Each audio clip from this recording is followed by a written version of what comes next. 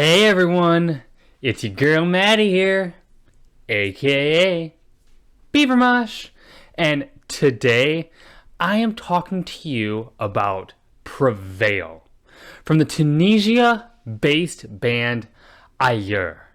And this record is being released as somewhat of a cooperation from a few different record labels. The CD is coming out of Arms de la Mort Records. You can get the tape from Hidden Rooms Recording, and the vinyl is being released by a few record labels based on region. You can get it from Zinaglossy Productions, Dead Red Queen, and Hidden Room Recordings. And on Prevail, Ayyur plays this blackened doom metal. There's a lot of terrifying atmosphere here. The music can be very sparse and gloomy, and there are a lot of touches of dark ambient passages as well. The feelings and touches of dread and unease that the band is able to conjure on this album is outstanding. This is a very grim, dark, and despondent metal record.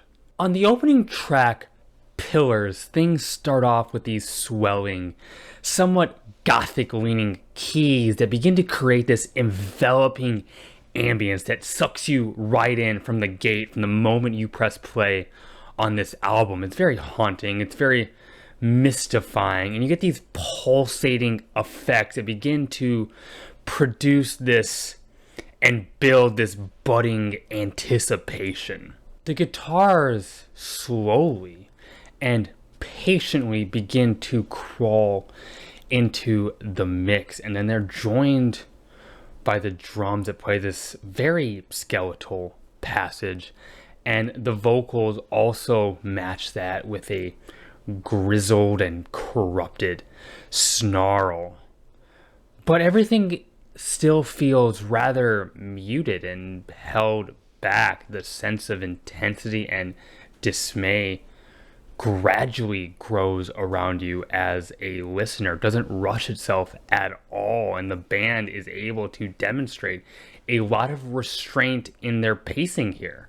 Stratagems builds off the darkness from the last track with these vampiric howls sort of like laced into the instrumental.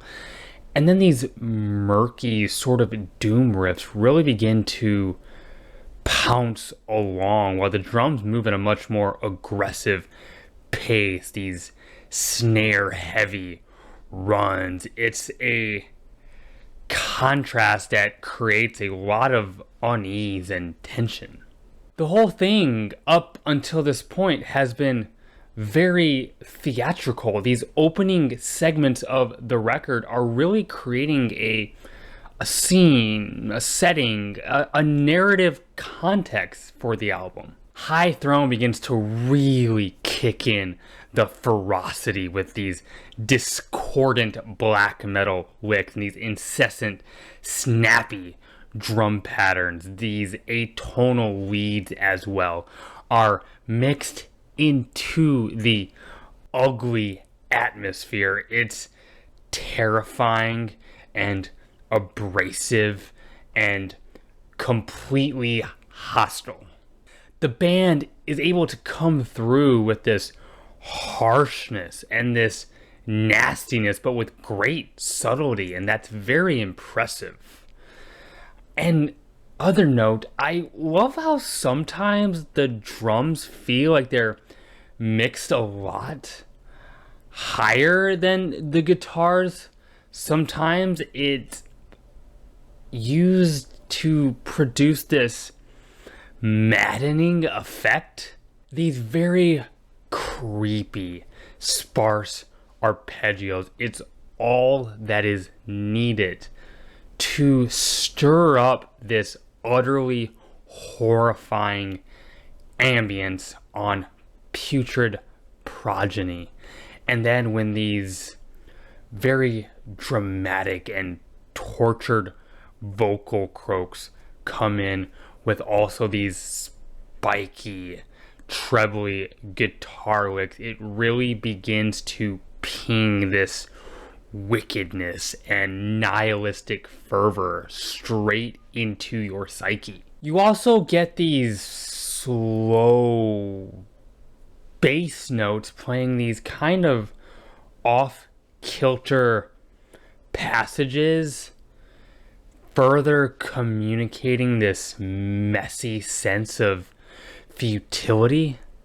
Like I've said already, this album is a dramatic performance. The Foundry kind of has this industrial sheen with these mechanical electronic noises. It's very dark and hollow and fits as a suitable interlude here. A Chant for the Dark has these wonderfully dark... A Chant for the Dark features these wonderfully chilling, dark, melancholic pick-throughs. It's gorgeous in the most ugly way imaginable. And like many other tracks, this one develops gradually and slowly and over time.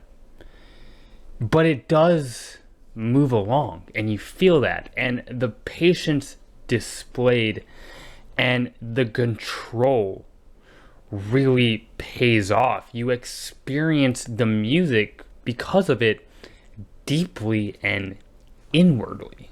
You get these kind of faint and chopping, crunchy guitar riffs that interact with these stabbing, almost opposing bass runs and some discordant lead work. It's nightmarish how that all kind of plays together, to say the least. And you also get some cool ethereal keys.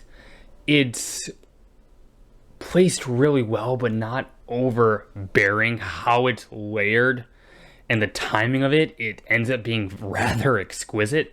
Seek has somewhat of an elemental groove with this enchanting bass work and circling percussion, some swelling but equally violent guitar strums complete the recipe. It's atmospheric but also very visceral. The percussion begins to really build in its prominence. In one way is how the reverb is really dramatically added to the toms.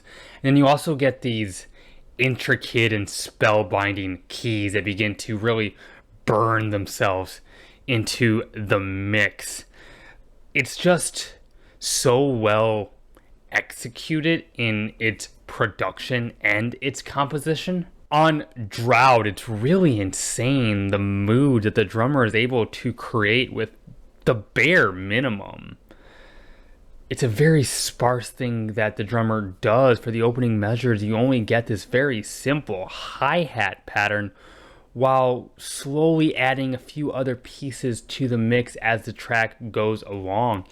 And it's joined by the guitar playing this very cold and dramatic and weeping melody. This is a track that is so uninviting, yet you want to meditate in it. In the harshness, there's nothing relaxing about it, yet you somewhat kind of begin to drift as you experience it. It's a very unique feeling. And the long ambient passages on this record that exist but never seem to feel redundant is a major selling point on the record. Prevail by Ayyur is a dark, mystifying experience, and the heavy use of ambient in between the black metal and doom elements really helps to conjure this sense of utter despair. This music is oppressive and harsh, but exceptionally artful as well. It's heavy as all shit, but also leaves room for a lot of reflection. And I love that about this. And hey, those are my thoughts. If you enjoyed this review, hit the like button. Consider subscribing, it would mean the world to me. Leave a comment, I love engaging with those. I have a Twitter you can follow. Link to that is in the bio of this YouTube channel. And hey, keep it metal. My name is Maddie, aka Beaver Mosh, and I'm signing off.